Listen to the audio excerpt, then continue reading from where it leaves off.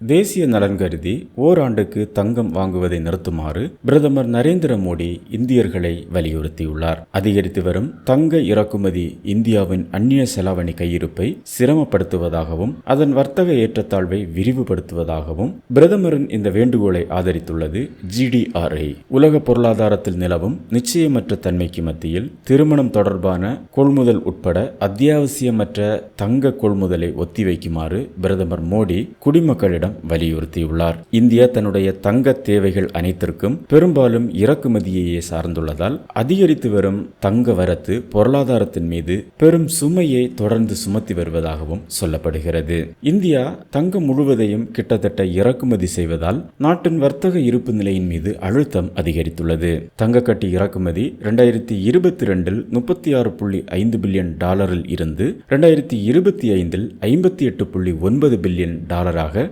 கடுமையாக உயர்ந்துள்ளது என ஆய்வுகள் சொல்கிறது.